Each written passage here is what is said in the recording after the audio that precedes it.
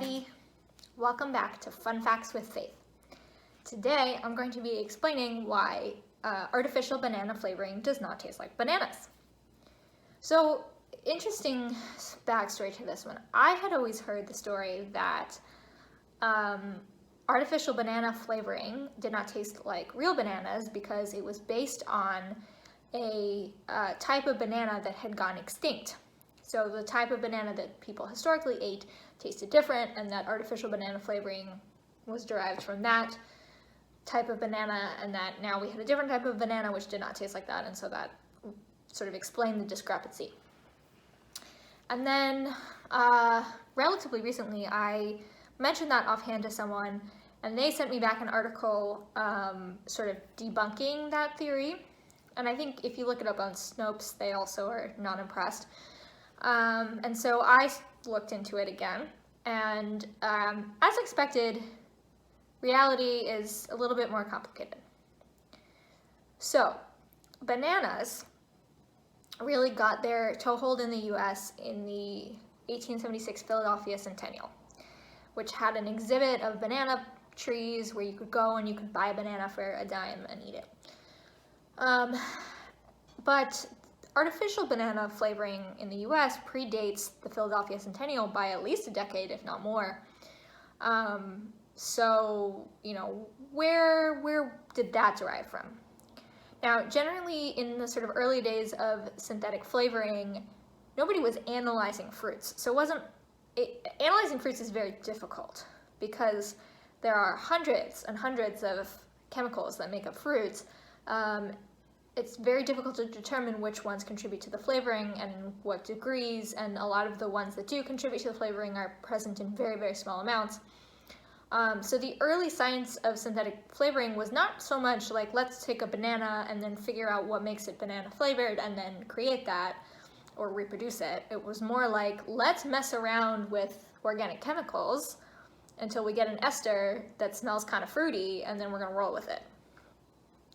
So, in fact, the ester that got used for banana flavoring, which is called isoamyl acetate,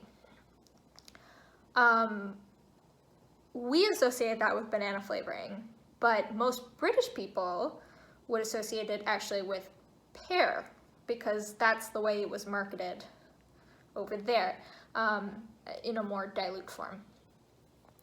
And also because it's a particular variety of pear that's not common in the US. But anyway, the point is, it smelled kind of fruity, and then the sort of marketing association was made. So that's banana flavoring.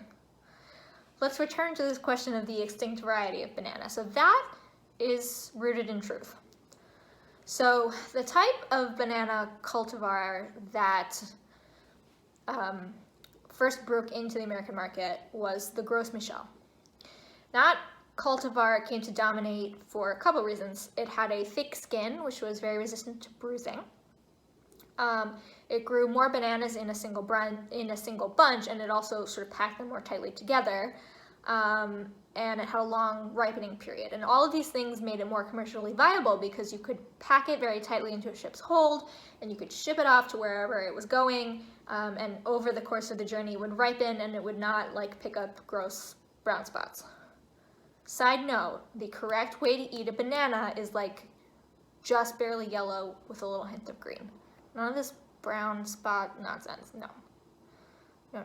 Okay, just so we're clear. Anyway, so the Gros Michel was the banana that everybody knew and ate and loved. But in the 1950s, there was a fungal plague called Panama disease, which devastated banana crops such that by the 1960s, the Gros Michel was extinct, or to be more accurate, no longer commercially viable. It couldn't be grown on any sort of a large scale. There do still exist Gros Michel cultivars out there. The cultivar that sort of took its place was the Cavendish, because the Cavendish was resistant to the strain of Panama disease. And that's the banana that we eat today, the Cavendish. So, how do we put these things together? Fake banana flavoring is mostly derived from isoamyl acetate. Gros Michel bananas actually contain more isoamyl acetate than Cavendish bananas do. In fact, isoamyl acetate was one of the first artificial flavors to be confirmed to exist in an actual fruit, the banana, just as an interesting fun fact. But so anyway, Gros Michel bananas have more isoamyl acetate than Cavendish bananas.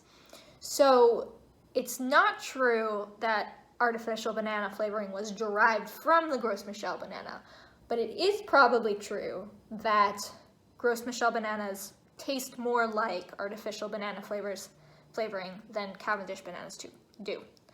And I think it would be an interesting experiment if you took someone who was used to Cavendish bananas and had them eat a Gros Michel. As a postscript, there is a new strain of Panama disease out there, which is called TR4, which can affect Cavendish bananas. And it has totally devastated Cavendish crops in Southeast Asia. And as of late 2019, it had been confirmed to have reached Latin America. Efforts are ongoing to contain it or to breed a strain of Cavendish bananas that is resistant to it, but so far has not been successful. And some experts are saying it's not really a question of if the Cavendish banana goes extinct or becomes non-viable commercially. It's more of a question of when. So we may very well be on our way to a new banana. That's all for today, folks. Come back tomorrow for another fun fact. And I hope you're having a great afternoon. Bye.